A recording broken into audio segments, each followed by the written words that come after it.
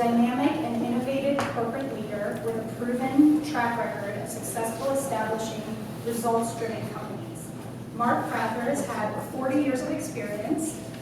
He has bought and sold and started companies. He manages startup strategy planning, revenue growth, operations, marketing, and high-level negotiations, including forming a new corporation with his son.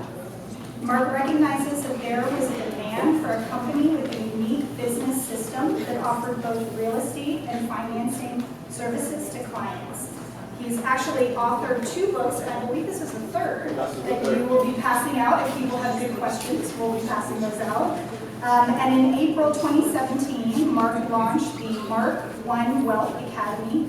The company is designed to educate loan officers, realtors, and consumers on wealth creation through the 7 principles of the science of building wealth. So please let me welcome Mark.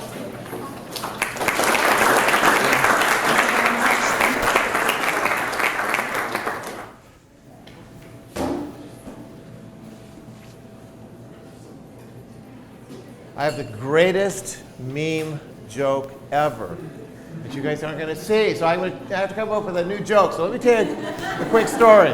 We're improvising here. This is a story about 2 best friends, Jose and Pedro. Now, Jose and Pedro love to camp, so they're out camping. Night comes, they get in their sleeping bags, they go to sleep. A few hours later, Jose wakes up. He looks around, says, I don't believe this. Pushes Pedro. Pedro, wake up. Pedro wakes up and, what? He says, look around. I'm looking. He says, what do you see? He goes, well, I see millions of stars. He goes, and what does that tell you? So Jose thinks for a minute, and he says, well, astrologically, it tells me that Sagittarius is nearing Libra. Meteorologically, it tells me that it's going to rain tomorrow. And theologically, it tells me that God is all-powerful. Jose says, no, Bendejo, they stole our tent.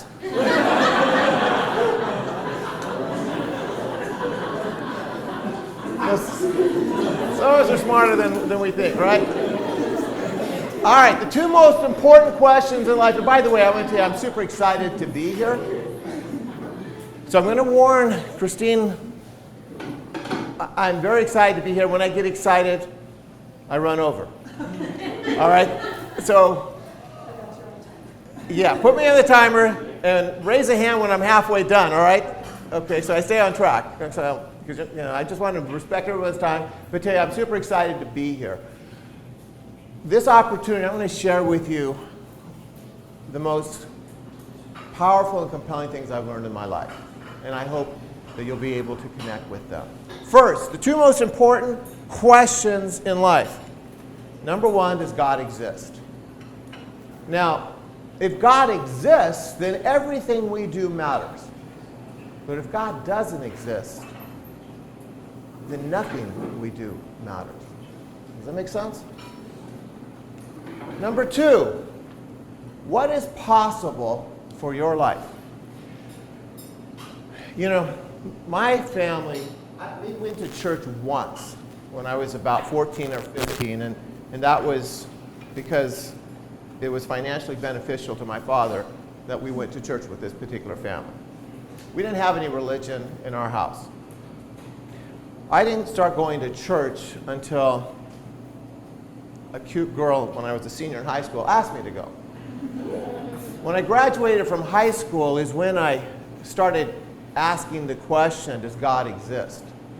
And I started going to a couple different Christian churches with some friends. And the question that came up is, I've been very ambitious my whole adult life, basically from about the time I was 17. I remember when this light bulb went on over my head saying, I'm going to be out of school here pretty quick, and what do I do next? Now, the natural thing is to think college. I graduated from high school early, went to college for 1 semester, and said, hey, I can't do this for 4 more years. I need to be rich by the time I'm 25. And I went and got my real estate license, got in the real estate industry. But the question that I kept asking is, what is possible for me in my life? So I want to ask you right now, how many of you here wonder that question? How many of you think about what is possible for you in your life? Raise your hand if you can relate to that. See, to me, that's the right question. That's the question. Don't you want to know the answer to that question? I wanted to know the answer. And here's what occurred to me as I started getting into the Bible. How could I prove that God absolutely positively exists? And how could I find out what was absolutely possible in my life? And I read the Sermon on the Mount. Now, the Sermon on the Mount says, ask and ye shall receive. But it also goes on to say, and seek and ye shall find, right? So here's what I realized. Either that's true or it's a lie. And if I was 85 and on my deathbed, and it took me that long to know that God didn't exist, then I would die a happy man, because I would know that I proved absolutely positively that God didn't exist and what was possible for my life. And so I started that journey. Now, what is possible in your life will be ultimately determined by 2 factors. Number one, what you believe. Now, I'm not talking just about what you believe about God or no God. But let's give you an example about politics. What people believe on the left and what people believe on the right. What's amazing is how powerfully attached we are to what we believe,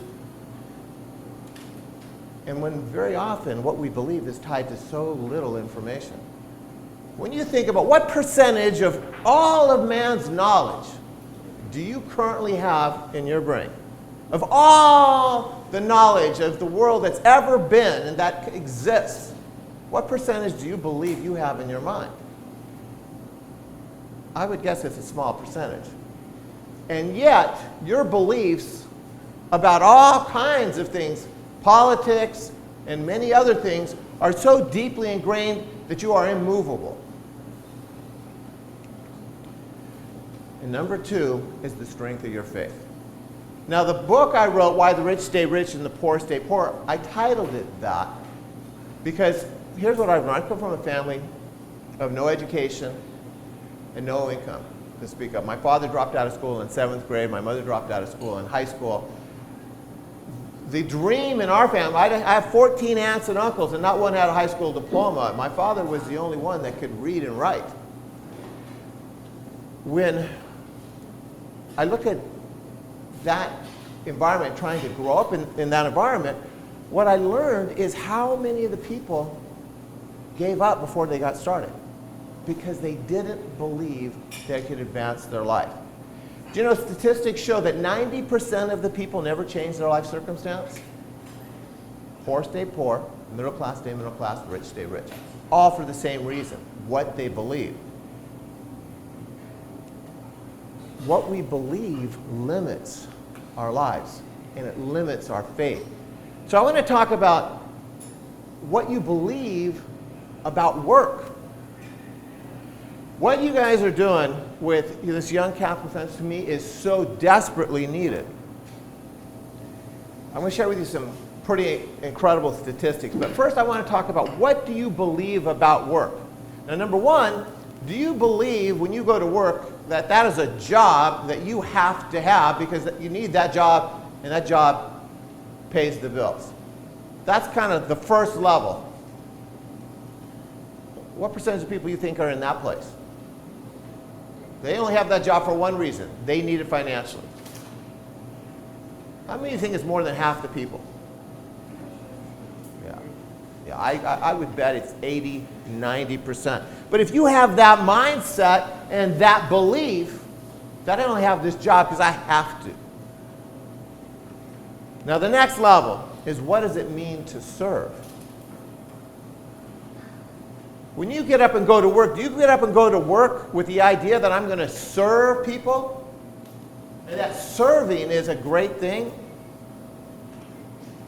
Or is it the first? But here's the highest level.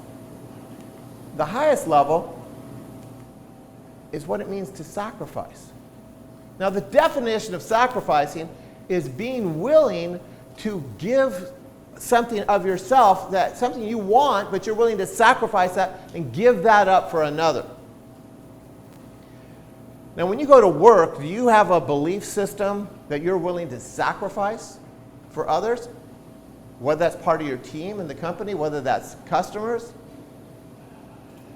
or you're in the first category. See, what you believe about work is going to dictate everything, but it starts there. So let's talk about what is possible for your life through work. Now think about all the things that you dream about, the life that you imagine to be. How much of your dreams and aspirations are tied to your career, to your work? For a lot of us, it's a big part of it. Because if you have no income, pretty limiting. Now, what is possible with God? We've all been taught, good Catholics, what's possible with God? Yeah, all things are possible, right?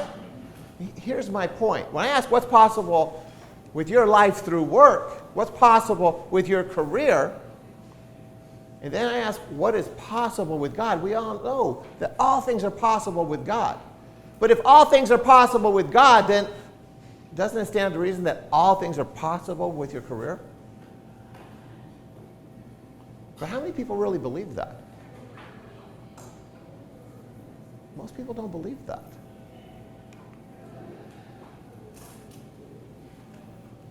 %90 of the people will never realize their full potential. Now, I read that book called The Strangest Secret. And he talked about that, those stats. I read that probably 30 years ago. I've lived that, I've seen that, and it's conservatively 90%. Now, I want you to think about that, and this is why I'm really here today. Is what is possible for you in your life is so beyond what you will believe. But 90% of the people will never realize their life potential. And it's all for the same reason. It's their eyes. It's what they see. They cannot advance their life. They will not take the next step if they can't see where they're going to put their foot. Whether it's their career, their personal life, they will not take the next step. Either they're big time planners and they have to know the course, or they'll do the study, or they'll look around and say, who is doing this? Show me someone that's doing this as being successful at it. If I can't see someone else that's doing this as being hugely successful at it, then it clearly must not work. Because no one else has succeeded at it, so I'm not going to try. And that's why there's so few people like Steve Jobs, Jeff Bezos, and these kinds of things. Because was there anything like Amazon before Amazon? And we see it over and over and over. Your eyes are going to be your greatest limitation. Understand that be willing to take the steps. And in the Sermon on the Mount, when Jesus says, seek and ye shall find, what does that mean? Seek and ye shall find. Find means you don't know where it is, right? You got to look. You have to advance yourself in the darkness. And most of you are not able to do that.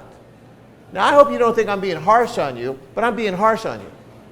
All right? Here's why. I'm trying to wake you up, because I'm trying to take that 10% and at least double it to 20% of you. To wake up to the fact that don't limit your lives by your eyes, because I know that's what you want to do. You want to play it safe. you don't find out what's possible in your life playing it safe. Is God welcome at your employer?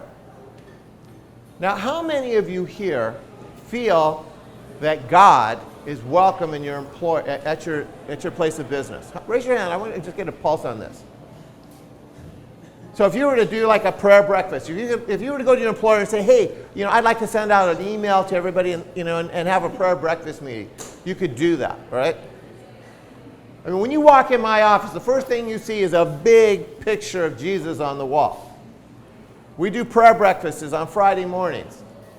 Now, I don't make it mandatory. It's totally optional. But today's world, I don't know if you've seen this stat, but 40 years ago, 3% of the people considered themselves non-religious, had no religious affiliation. 30 years ago, it was 6%. Today, it's 25% of the total U.S. population, but for under 30, it's 40%. That's why this organization is so desperately needed. 40% of the people under 30 have no religious affiliation or belief in religion of any sort. And look at the epic increase in that. Living a godly life is especially important at work. Many of us have two lives. Your organization and bringing your careers and coming together, and to me it's awesome, and I was so excited to be invited to come and meet young people that are trying to have faith in God in their careers and in their lives, because you're a dying breed, and we got to turn that around. So I'm going to share with you right now the most profound thing I've learned in my life. It's how to have a limitless life. See, what is possible for your life is so beyond what you believe. I don't care how grand you think your ideas are, your goals are. I thought I had some big ideas, some big goals. What is possible is so beyond that. And I'm going to share with you the formula. First, it starts with align your values with God's values. Now, what does God value? We want to think that God's really complicated. God's not complicated. God's really simple. God is about two things. Number one is having a loving relationship with you. I pray all day, every day. All day, every day. Now, it wasn't always that way. It was a process. God was kicking the crap out of me for about 30 years. But with pain, with a lot of pain, including a massive heart attack at age 49, being in critical condition for 10 days, being on the heart transplant list, and being at a really tough crossroads, I've learned that there's a lot of love and pain. My world got rocked over and over and over. But each time I learned and I adjusted. He just wants a loving relationship with you. And all you got to do is talk every day. Talk every day. The way you will feel and what you will learn and the direction that you will go is amazing. Number two is loving treatment of his children. So who are the children? All of us, right? All of us. So how loving are you toward others? When you go to work, are you caught in the world? I would bet most of you are caught in the world of climbing the corporate ladder, making more money. The priority, your values shift to the worldly values and away from godly values. That doesn't work. Now, what is love? I'm going to share with you a little challenge. I want you to remember this question I'm about to ask you. Just sit down with friends and ask them to define love. I'm going to tell you, 95% of people don't know what love is. Don't know what it, can't define it. Ask them to define love. What most people, and this is the number one reason our world's so screwed up, they don't know what love is. They believe it's a feeling. Love's not a feeling. Let me tell you what love is. Love is the willingness to sacrifice for another.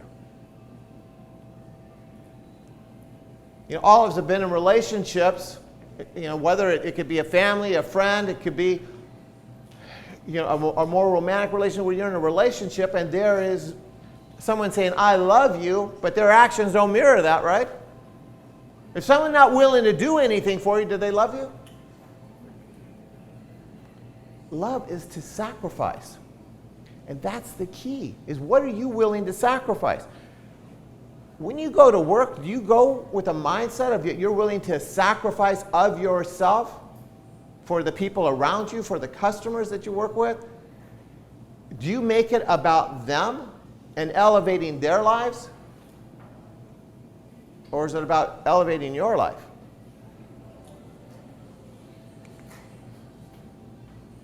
If you can align your values with God and stay centered on that, and it is not an easy thing to do, and move forward when you don't know how to move forward, you just keep moving,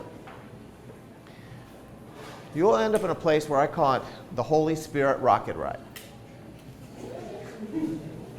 And I'm serious, and there's nothing better than being on the Holy Spirit rocket ride. Here's the way I look at my life now. I want you to picture this rocket.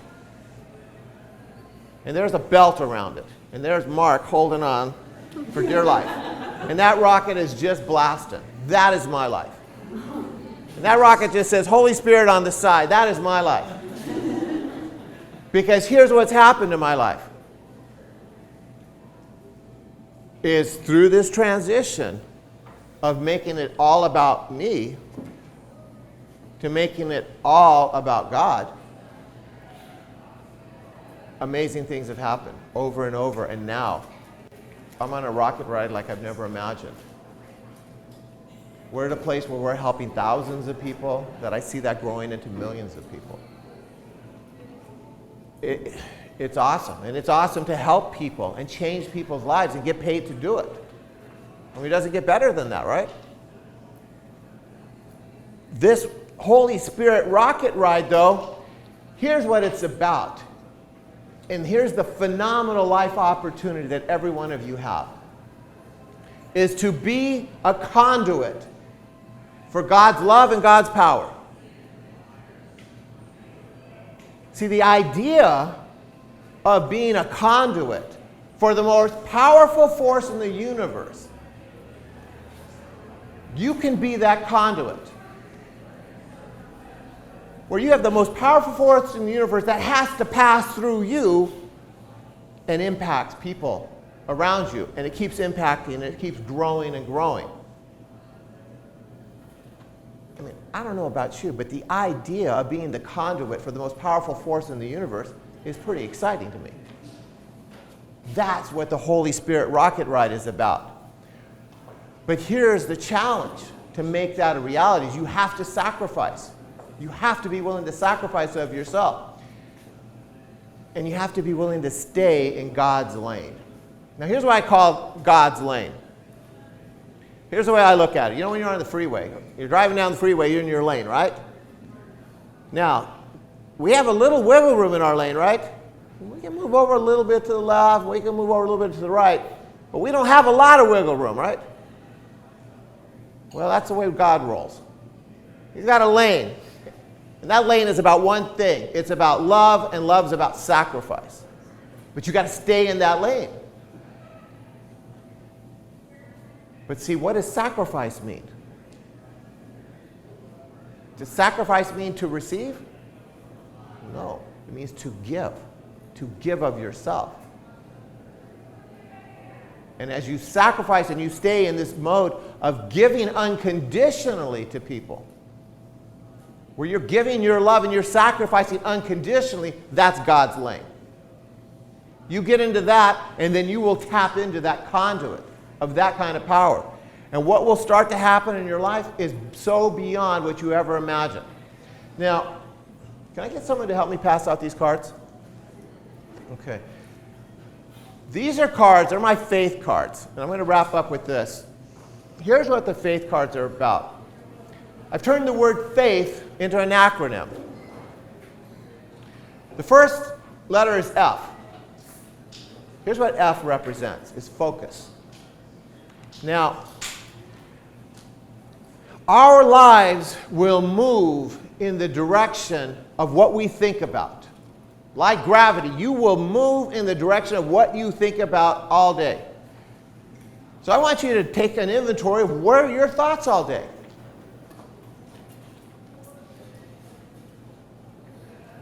You know, Thomas Aquinas talks about, you know, the four vices of man as far as power, you know, pleasure, pride, and wealth. Odds are you're caught in one of those four areas. You know, pleasure is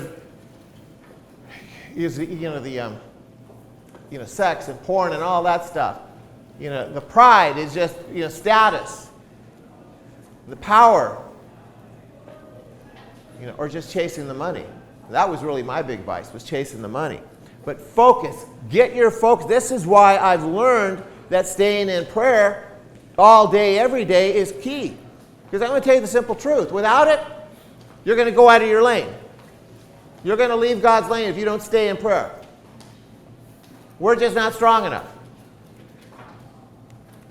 Next, A. A is ambition. Have godly goals. All things are possible. What's possible for your life is so amazing. Don't limit your goals to just being safe. I is integrity. Be someone that people can trust. If people trust you, they're only going to trust you if you have integrity, where you do the right thing no matter what. If they trust you, then you have lots of friends and you have great relationships. T is for tenacity. Life is hard. If you're waiting for life to get easy, you need to get rid of that idea. Life doesn't get easy. It never gets easy. Life gets better, but it doesn't get easy. Do you see the difference? Life doesn't get easy. There's too many problems, too many areas, whether it's money, your health, whatever.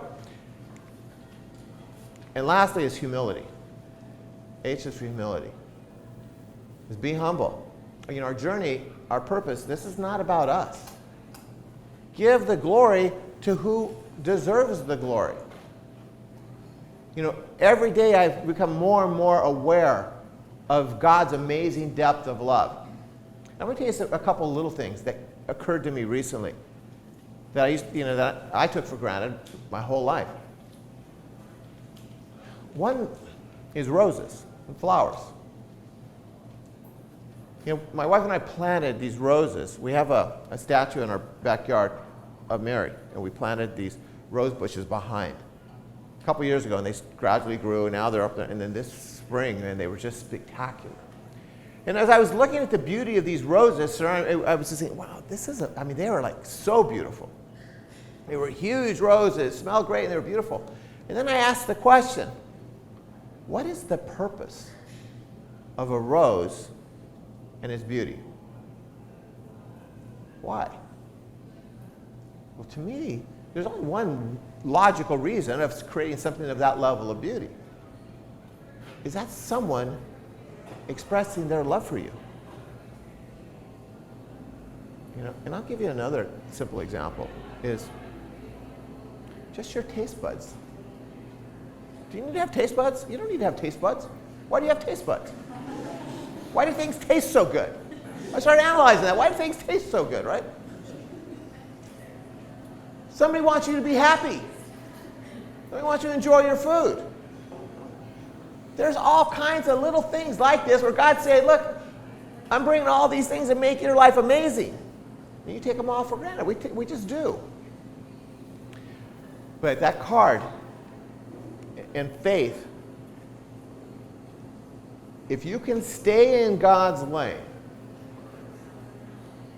focus on love and through sacrifice for others, and you can stay in that lane, you can tap into being this conduit for the most powerful forces in the universe. And all things are possible for you in your life. Let me tell you about this little book. This is, to me, another great example of God's power. After I had the heart attack, which was 12 years ago, 49, I'm 61. July 31st of this month will be the 12-year anniversary.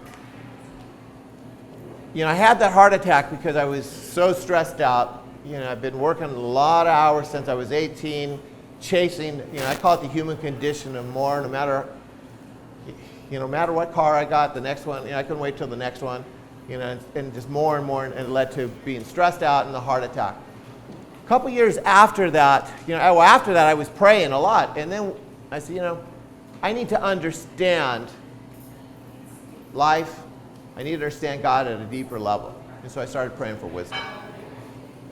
Every night I just started praying, said, Lord, I need to understand better. I need more wisdom. I'm missing something here. I just need to understand more. And here's what started happening. And the Bible talks about this all through the Old Testament, the New Testament, is dreams. Here's what I learned, and the one book I have, How Heaven Works, is I started waking up in the morning, understanding things. It was all the time. I'd wake up in the morning and I understood something at a much deeper level. And so I started putting them on Facebook. I just started sharing things. And here's what happened over a period of about 2 years. I would share these revelations. I'd go to bed and I didn't understand something, and I wake up and all of a sudden I understood something. And then I would have people comment, say, Mark, that's really helpful. And then I started having them over and over and say, you should write a book. And after you get so many of those, I said, my daughter's a writer. So I said, Courtney, help me put this into a book. And so we just started collecting all these little things of wisdom that these aren't from me.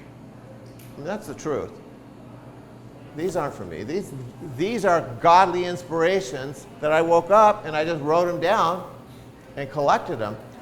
And in here, you'll see from what love is, an explanation of what love is, and you'll see all these little inspirational things of wisdom that, I just don't, it's, I was watching a movie the other day. My wife and I went to see this movie yesterday.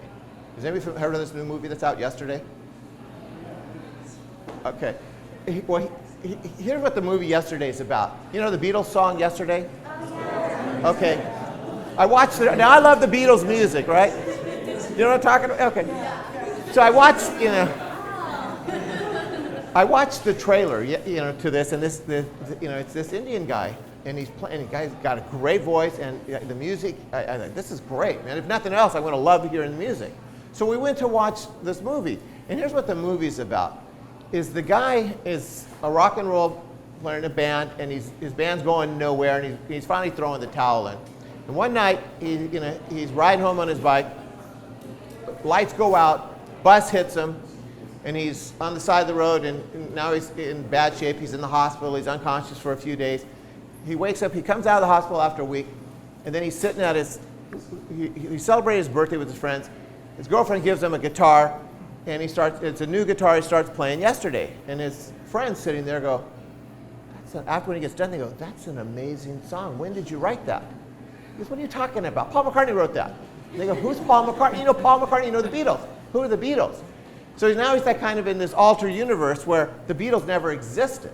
But he knows all the Beatles songs, right?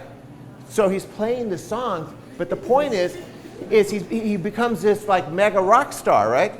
playing Beatles songs. You know, and Ed Sheeran is like blown away by him, going, God, you're a way better writer than I am. But so it's really funny, but it's a great story. But here's my point why I share it, is when I'm watching that movie, I can relate to it. The weight of his life, the weight of the lie he was living was starting to weigh on him, right? And because he was kind of, you know, I mean, it wasn't true, right? Anyway, and that's why I share with you. Here's where I can relate. These inspirations, the things that I'm sharing with you, these aren't coming from me. That's the truth. That's the truth. You know, I'm like that little Indian guy.